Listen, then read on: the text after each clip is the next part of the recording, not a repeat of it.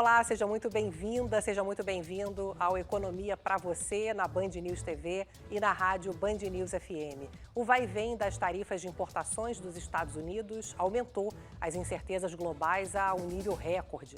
As consequências têm forte potencial em preços, custos e planos de consumo e de investimentos.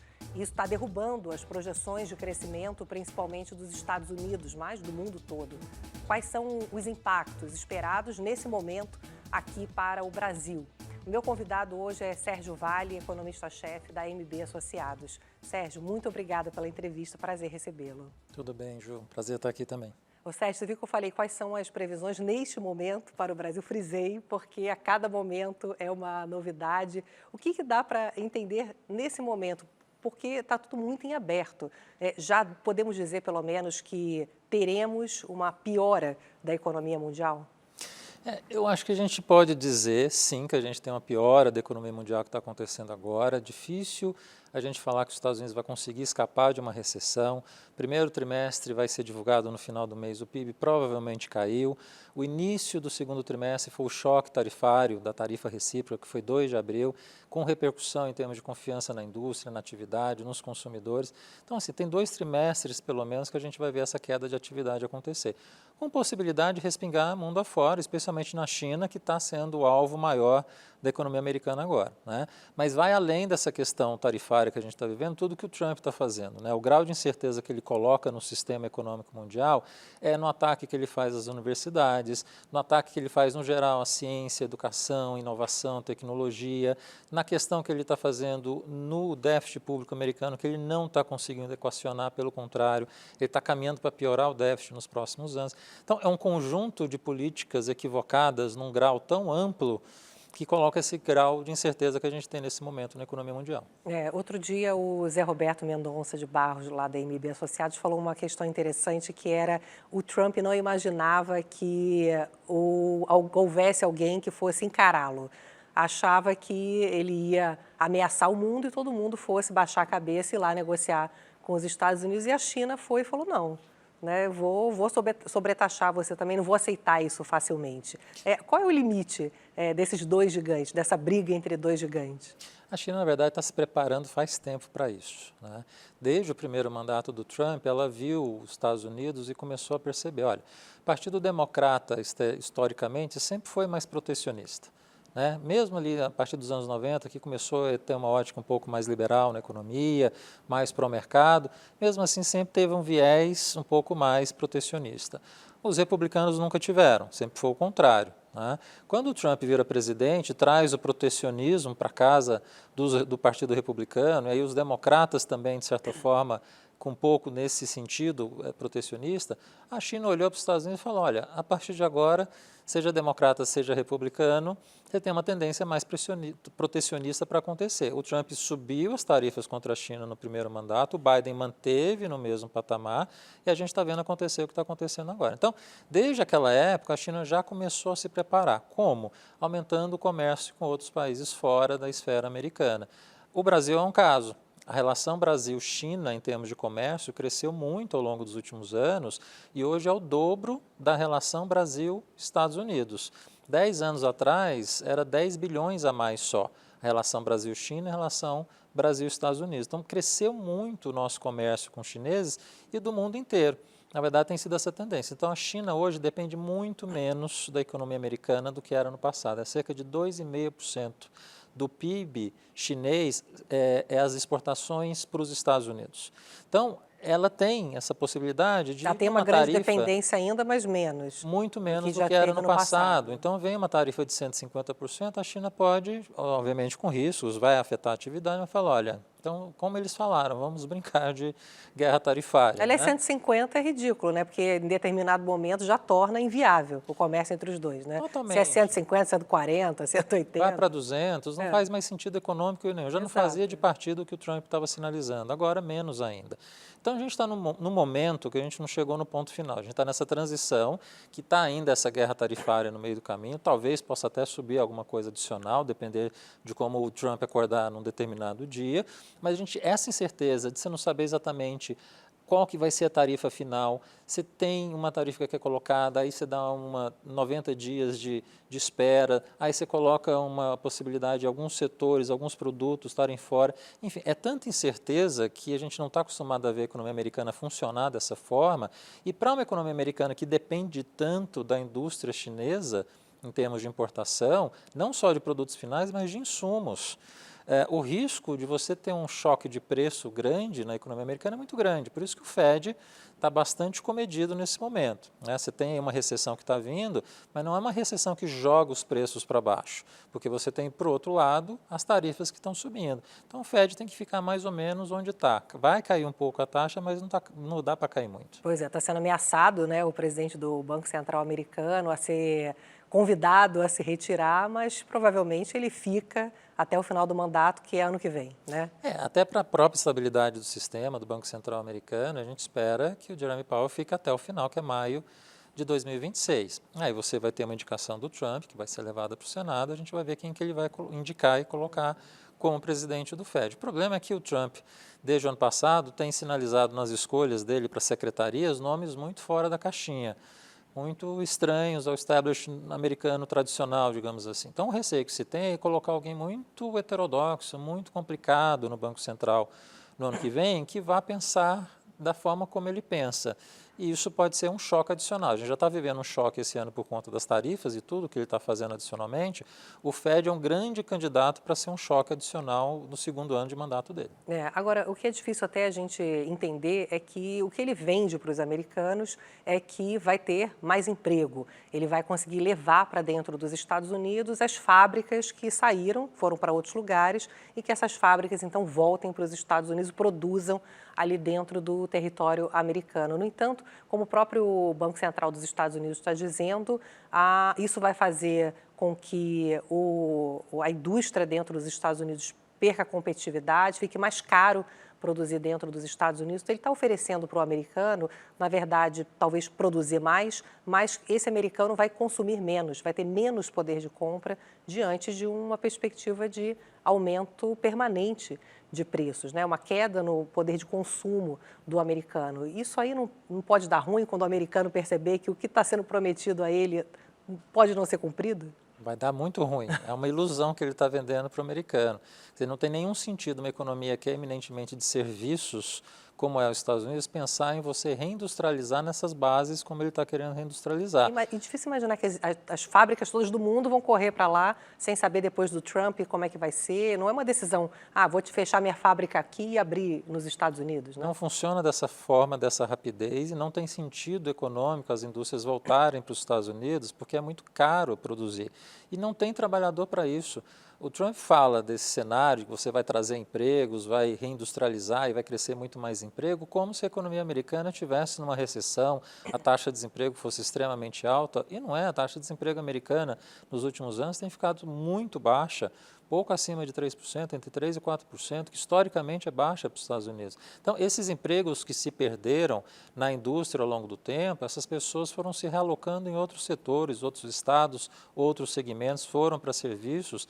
Em alguns processos foi mais doloroso, foi mais longo. A gente viu em algumas cidades americanas, esse processo foi mais difícil. Detroit, Pittsburgh, tem cidades que foram muito afetadas, mas mesmo essas cidades estão se reinventando, com base especialmente em serviços. Detroit é um caso interessante, uma cidade industrial pesada do automobilismo americano tradicional, que afundou de fato ao longo das últimas décadas, mas está renascendo agora, com a base de utilização de serviços, que é a base da economia americana.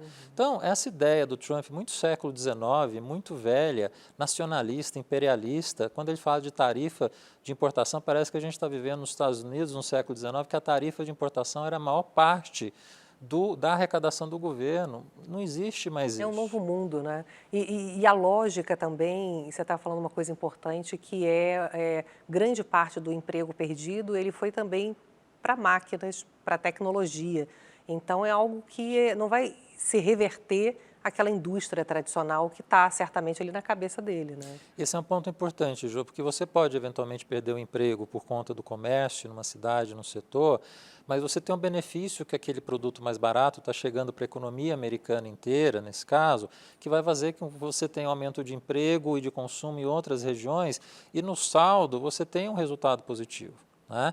Agora, no caso da tecnologia, você tem um efeito que de fato está ocorrendo, né, o crescimento dos robôs na economia americana, na economia mundial, que tira muito mais emprego do que o comércio. Sim.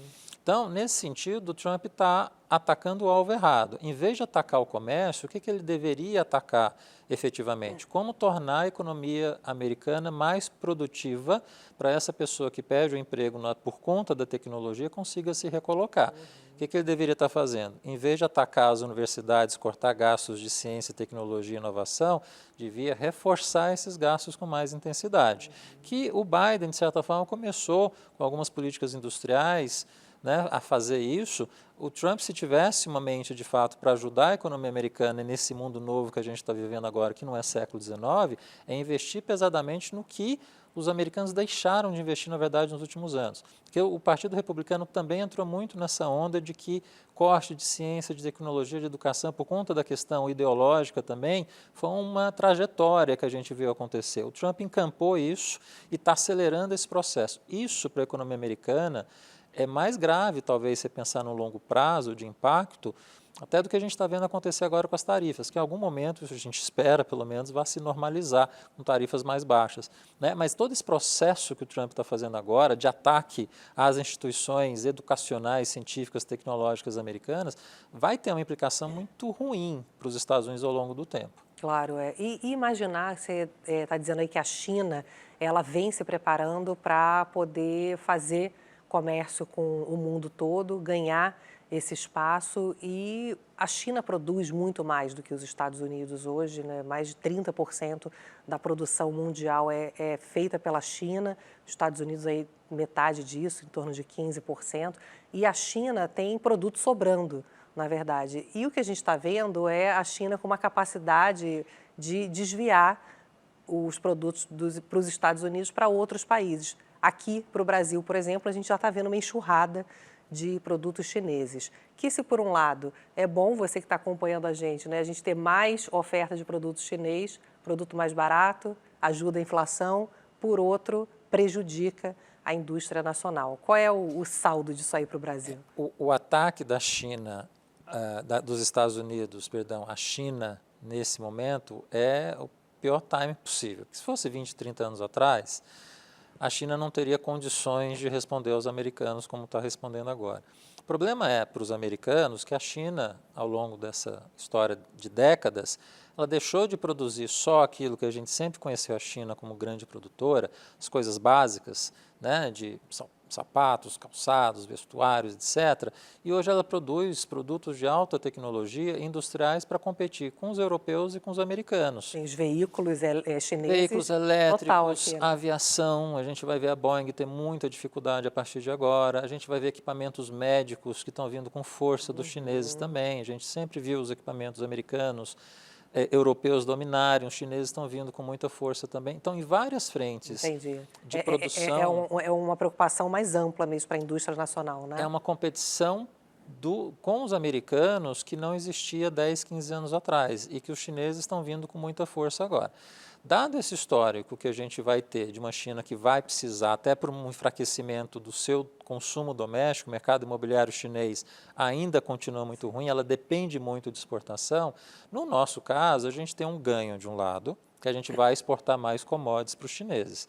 Acho que de toda essa bagunça que a gente está vivendo agora, isso já começou a acontecer lá atrás, os chineses vão se aproximar mais da gente. Soja, milho, Soja, milho, carnes, tudo que a gente tem de produto agropecuário. E carne vai ficar cara, então.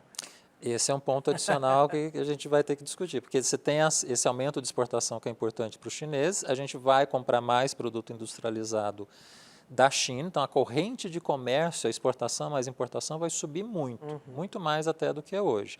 Mas pode ter essa consequência de curto prazo que a gente pode vivenciar esse ano, especialmente no segundo semestre, pode ter alguma inflação de alimentos aparecendo por conta disso.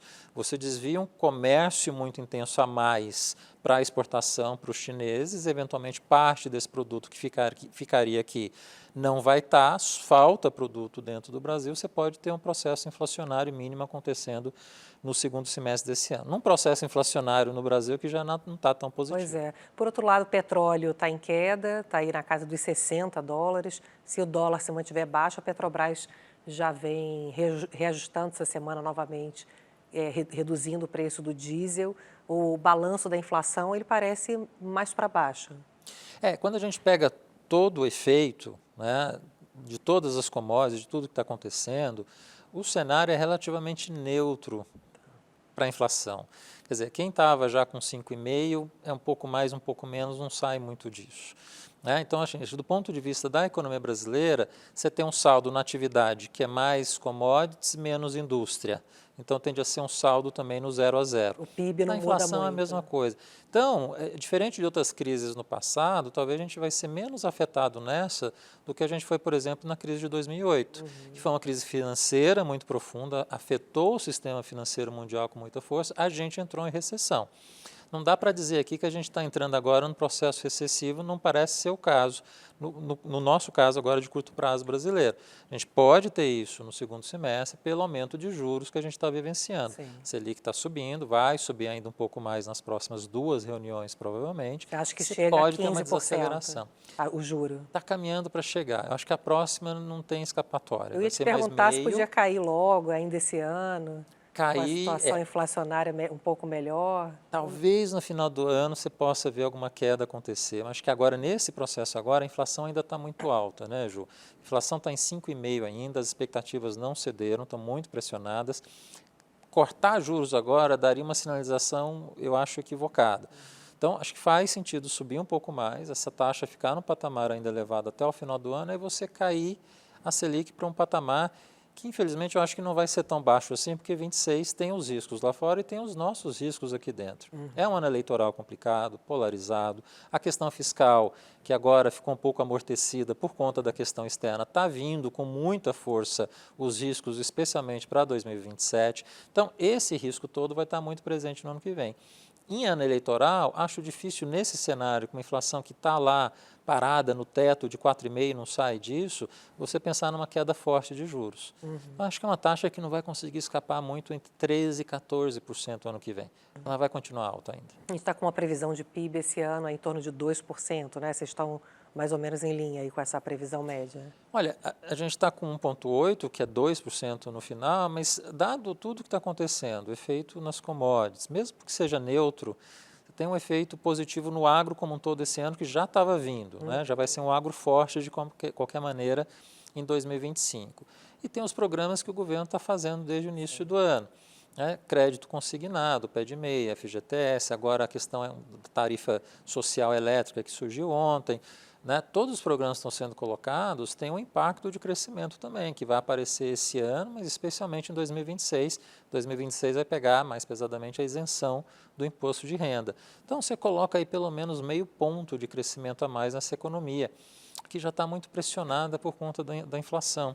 Então, assim, a gente tem um cenário que o governo está esticando a corda do crescimento. A gente gosta de crescimento, ninguém desgosta de crescimento, mas o problema é que você está com inflação de 5,5%. Este conjunto de políticas que o governo está colocando, com uma inflação que está muito elevada, não me permite ver um cenário muito tranquilo de juros no ano que vem. O governo está fazendo tudo para tentar se reeleger em 2026. Começou cedo as políticas microeconômicas para fazer isso acontecer. Não tem mais espaço fiscal para ele fazer. Ele tentou fazer na primeira metade do mandato, fez uma política fiscal super expansionista, teve a PEC da transição, os precatórios, salário mínimo, Bolsa Família, tudo isso veio com muita intensidade nos primeiros 2 anos, mas chegou no limite, o limite do arcabouço, já ultrapassou o limite, na verdade, está uma situação fiscal complicada. Agora ele precisa ir por outro lado, que está fazendo esses pacotes microeconômicos. Isso vai, muito provavelmente, estimular crescimento esse ano e ano que vem, com o risco inflacionário dela permanecer elevado. Pois é. A gente vive aí dois mundos, né, que um poderia ajudar, olhando essa confusão mundial toda, que é o interesse maior do mundo em fazer negócios com o Brasil, investir no Brasil, União Europeia querendo acelerar o acordo com o Mercosul, o Canadá interessado em retomar as conversas que já temos um acordo, inclusive, fechado e não ratificado com o Canadá, México também, enfim, tendo aí possibilidades de expandir negócios com o Brasil. Por outro lado, temos essa insegurança que acaba sendo uma repulsa para investimentos em relação à segurança de se investir no país quando você tem uma instabilidade em relação às questões fiscais, né? O que é interessante de observar é que o Brasil sempre foi um país com muitas instabilidades. O mundo está tão instável que parece que o Brasil virou um oásis no meio dessa maluquice toda, né? Você olha a questão fiscal americana como está, todo o cenário geopolítico muito tenso entre China e Estados Unidos, Europa ali no meio com Rússia. Você tem o norte está com muita dificuldade. A gente está numa região do mundo que geopoliticamente nunca foi muito relevante e não tem país igual no mundo hoje com os ativos que a gente tem de commodities, de agropecuária, de mineração, de petróleo, metais raros também, que vai ser um caminho forte de expansão nos próximos anos, energia renovável com muita intensidade, a matriz elétrica mais limpa do mundo. E quando a gente junta tudo isso, o Brasil tem ativos muito fortes para continuar expandindo e crescendo nesses segmentos que tem sido o carro-chefe do crescimento. O resto, a gente já conhece o que precisa atacar, os problemas que a gente precisa lidar. Talvez a nossa questão fiscal é muito difícil de lidar politicamente, mas a gente sabe o que precisa ser feito. Precisa mexer no crescimento do salário mínimo e desvincular da Previdência, precisa mexer em saúde e educação, os gastos dos precatórios, precisa mexer nos gastos das emendas parlamentares. Você tem onde mexer e sabe mais ou menos o que fazer. Fazer reforma da Previdência adicional, a gente está mais ou menos mapeado o que dá para fazer. O gasto público americano é muito enxuto, é difícil de cortar. Lá a situação lá é mandatória você aumentar imposto para fazer um ajuste mais rápido e isso terminantemente não vai acontecer. Então, é como se a gente tem os instrumentos, a gente sabe o que precisa fazer, precisa ter a vontade política para isso andar. Então, 27, Ju, acho que vai ser um ano central para a gente nesse sentido. O mercado, todo mundo sabe que a gente não vai conseguir avançar nessas pautas este ano e ano que vem, que é ano eleitoral, mas quem entrar como presidente em 27 vai ter o dever de, nos primeiros 6 meses, parar tudo e falar, olha, essa questão fiscal agora precisa ser endereçada de uma forma mais radical, mais forte. O que você está dizendo é que o problema está posto, existe já um diagnóstico, embora politicamente esteja sendo inviável colocar em prática as reformas necessárias. Então, o que você fala é que ele, nesse momento, atrapalha, mas talvez não atrapalhe mais, é isso? A gente já sabia, na verdade, o que precisava mexer e fazer já há algum tempo. O governo escolheu, no primeiro momento, eu não vou atacar as questões do gasto, porque eu acho que gasto ajuda no crescimento, não vou mexer nesse lado, vou mexer na arrecadação. Então, fez todo um processo de aumentar a carga tributária no Brasil. Aumentou com intensidade ano passado. Né? Agora, nesse momento, está fazendo uma tentativa de fazer um ajuste neutro. Né? Faz a isenção, tenta aumentar na parte de cima. Isso. Mas todo o ajuste que o governo fez foi tentar aumentar a arrecadação. Era muito ousado. Que precisava ser feito, mas não era suficiente, né? Precisa e vai continuar sendo. Quer dizer, parte do ajuste fiscal no Brasil, inescapavelmente, vai depender de algum ajuste em arrecadação. Eu acho que dá para fazer, em vez de você aumentar de fato a arrecadação, o ataque que precisa ser feito é no gasto tributário.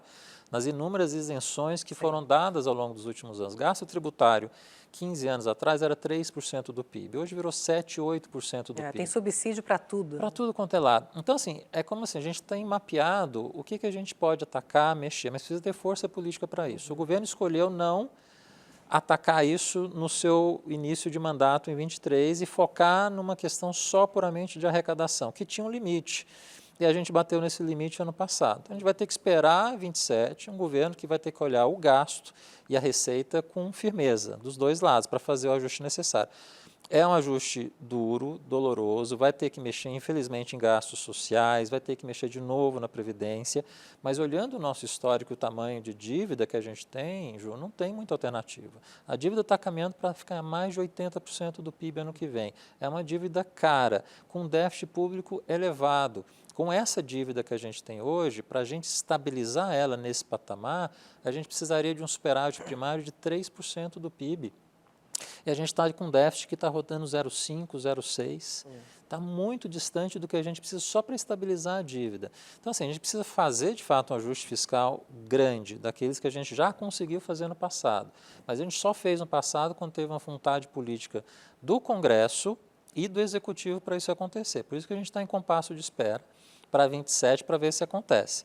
Se não acontece, aí a gente o cenário fica mais complicado. Fica mais complicado, pois é. A gente sempre fala que o juro no Brasil é muito alto e a questão mais importante é justamente um país que não consegue demonstrar a capacidade de, em algum momento, estabilizar a dívida pública. Agora, Sérgio, você fala que é importante reduzir o ritmo do crescimento do gasto num país que tem uma desigualdade social muito grande. A gente sabe que vai ter que reduzir o ritmo de crescimento desses ajustes, mas o duro é imaginar que o judiciário possa ajudar, porque o judiciário é realmente fora da realidade, né, com salários muito acima da média do brasileiro, o Congresso com as emendas sugando o orçamento público com obras, a maior parte aí não essenciais. Então, acho que a sociedade precisa primeiro ver uma liderança política capaz de começar dos que são hoje mais privilegiados do que a média da população, né? Isso que é